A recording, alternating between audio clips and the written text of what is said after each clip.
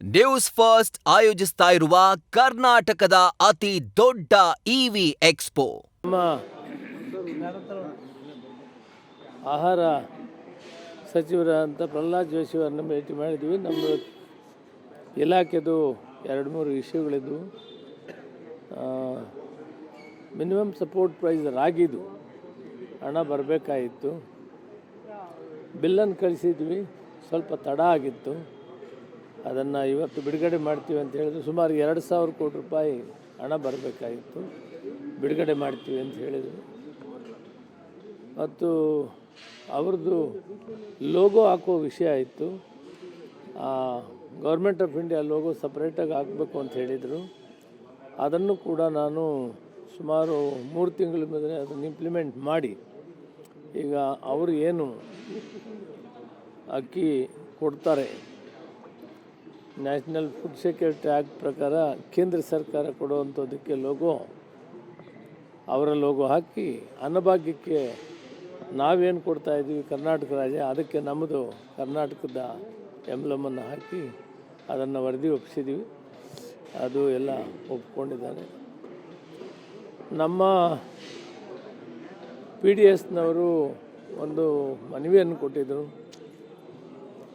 Commission ಸ್ವಲ್ಪ ಜಾಸ್ತಿ ಮಾಡಬೇಕು ಅಂತ. ಆ ವಿಷಯವನ್ನು ಕೂಡ ನಾನು ಅವ್ರ ಗಮನಕ್ಕೆ ತಂದಿದ್ದೀನಿ. ಇವತ್ತೆಲ್ಲ ರೇಟ್ಗಳು ದುಬಾರಿ ಆಗ್ತಾಯಿವೆ. ನ್ಯಾಯಬೆಲೆ ಅಂಗಡಿವರೆಗೂ ಕೂಡ ಇನ್ನು ಸ್ವಲ್ಪ ಕಮಿಷನ್ ಜಾಸ್ತಿ ಕೊಡಬೇಕು. ಅವರು ಏನು ಕೊಡ್ತಾರೆ ಅದನ್ನು ನಾವು ಕೊಡ್ತೀವಿ. 50-50 ಶೇರ್ನಲ್ಲಿ ಇನ್ನೂ ನಾವು ಜಾಸ್ತಿನೇ ಕೊಡ್ತಾಯಿದ್ದೀವಿ. ನಾವು 150 ಕೊಡ್ತೀವಿ, ಅವರು 55 ರೂಪಾಯಿ ಕೊಡ್ತಾಯಿದ್ದಾರೆ. ಅದನ್ನು ನೀವು ಸ್ವಲ್ಪ ಜಾಸ್ತಿ ಕೊಡಬೇಕು ಅಂತೇಳಿ ಹೇಳಿದ್ದೀನಿ.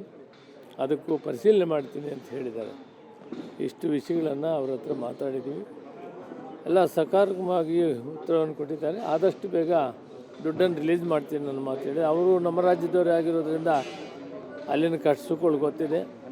ಈಗ ನಾವು ಪ್ರೊಕ್ಯೂರ್ಮೆಂಟ್ ರಾಗಿ ನಾವು ಪ್ರೊಕ್ಯೂರ್ ಮಾಡಿದ ತಕ್ಷಣ ಹಣ ಕೊಡಬೇಕಾಗ್ತದೆ. ಸುಮಾರು 2,500 ಕೋಟಿ ರೂಪಾಯಿ ತಕ್ಷಣಕ್ಕೆ ನಮಗೆ ಬೇಕಾಗ್ತದೆ.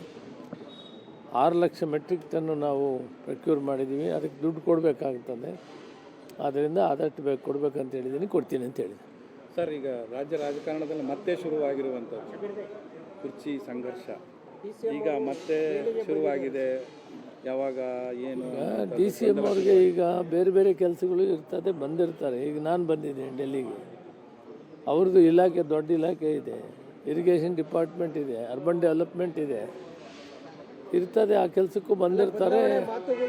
ಅದೇನಿಲ್ಲ, ಇಲ್ಲ ಹೈಕಮಾಂಡ್ಗೆ ಬಿಟ್ಟಿದ್ದನ್ನು ನಾನು ಮೊದಲು ಹೇಳಿದ್ದೀನಿ, ಇವತ್ತು ಹೇಳ್ತೀನಿ. ಎಲ್ಲ ವಿಷಯಗಳು ಕೂಡ ಹೈಕಮಾಂಡ್ಗೆ ಬಿಟ್ಟಿದ್ದು. ಅಲ್ಲ, ಈ ಪ್ರತಿ ಸಾರಿ ಹೈಕಮಾಂಡ್ಗೆ ಬಿಟ್ಟಿದ್ದು ಅಂತ ಹೇಳ್ಕೊಂಡು ಬಂದು ಅಲ್ಲೂ ಗೊಂದಲ, ಶಾಸಕರಲ್ಲೂ ಗೊಂದಲ, ನಿಮ್ಮ ಎಲ್ಲಿ ಗೊಂದಲ ನಿಮ್ಮಿಂದನೇ ಆಗ್ತಾ ಇದೆ. ಎಲ್ಲಿ ಗೊಂದಲ ಇಲ್ಲ.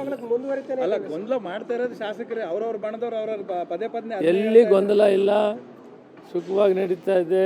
ಬಡ್ಜೆಟ್ ತಯಾರು ಮಾಡ್ತಾ ಇದ್ದಾರೆ ಮುಖ್ಯಮಂತ್ರಿಗಳು, ಒಳ್ಳೆ ಬಡ್ಜೆಟ್ ಕೂಡ ಕೊಡ್ತಾರೆ. ಎಲ್ಲ ಸುಗಮವಾಗಿ ನಡೀತಾ ಇದೆ, ಏನೂ ಗೊಂದಲ ಇಲ್ಲ.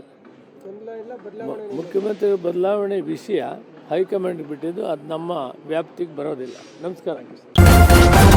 ನ್ಯೂಸ್ ಫಸ್ಟ್ ನಿರ್ಭೀತಿಯಿಂದ ನಿಮ್ಮ ಪರವಾಗಿ.